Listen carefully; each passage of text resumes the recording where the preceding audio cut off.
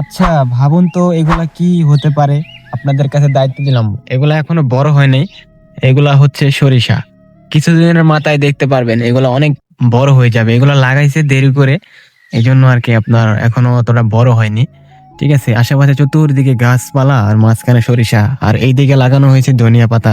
এই পুরো ক্ষেত জুড়ে হতে চলছে ধনিয়া পাতা। আপনাদেরকে যদি আমি দেখাই, এই যে দেখেন কতটা কাছ থেকে দেখাইতেছি, দেখতে পাচ্ছেন এগুলো হচ্ছে ধনিয়া পাতা। পুরা ক্ষেতে লাগানো হয়েছে একেবারে, এইখান থেকে শুরু করে পুরা ক্ষেত জুড়ে। দেখছেন আশেপাশে, মানে কি বলুম, পাখির ডাকের আওয়াজ আর ধনিয়া পাতার ঘেরান, আর এই দিকে সরিষা ফুলের ঘ্রাণ।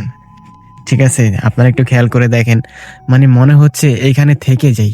এত সুন্দর চারদিকটা, মনে হচ্ছে কি জানেন, মনে হচ্ছে আমি এমন কিছু দেখতেছি যেটা আমি আগে কখনোই দেখি নাই, এরকম আমার থেকে মনে হচ্ছে।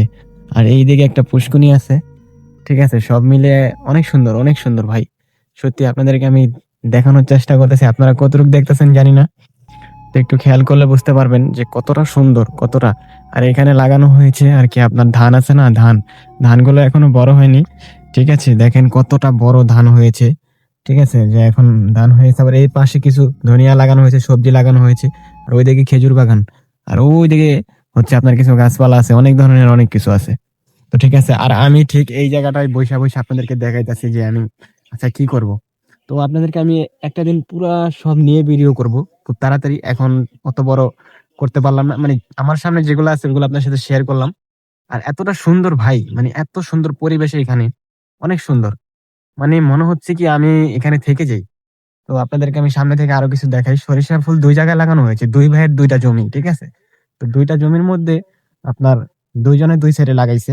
তো এই যে আমার পাশে যে জমিটা, এটার মধ্যে আপনারা দেখেন, এই দেখতেছেন, এই যে এইখানে একটা জমি আছে, আপনাদেরকে আমি দেখাই। এই যে দেখেন, দেখতে পাচ্ছেন, আর এইদিকে আছে গাছগুলো চতুর্দিকে ঘেরা।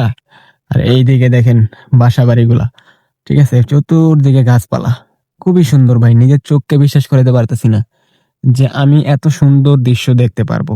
সত্যি ভাই, তুলনা হয় না এগুলার কোনো। ঠিক আছে, এত সুন্দর। এগুলা কিছুদিনের মধ্যে হবে সরিষা, তো আপনাদেরকে আমি দেখাবো। ঠিক আছে, এখন ছোট ছোট আছে।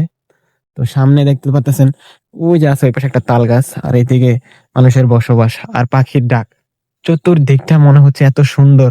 এই ব্যস্ত শহর থেকে যখন একটু এখানে আসি না, অন্যরকম শান্তি লাগে। খুবই সুন্দর একটা পরিবেশ।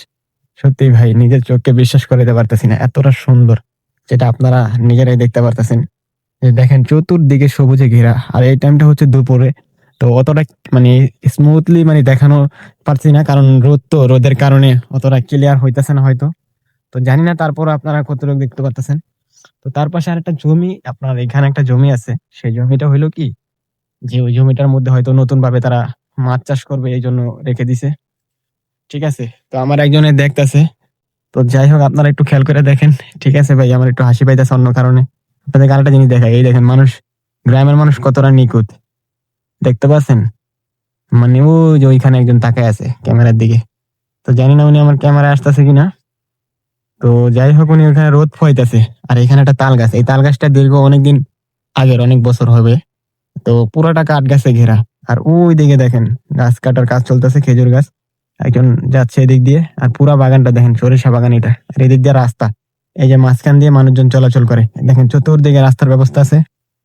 ঠিক আছে, চতুর্দিকে ঘেরা, খুব সুন্দর একটা পরিবেশ, অনেক অনেক সুন্দর লাগছে।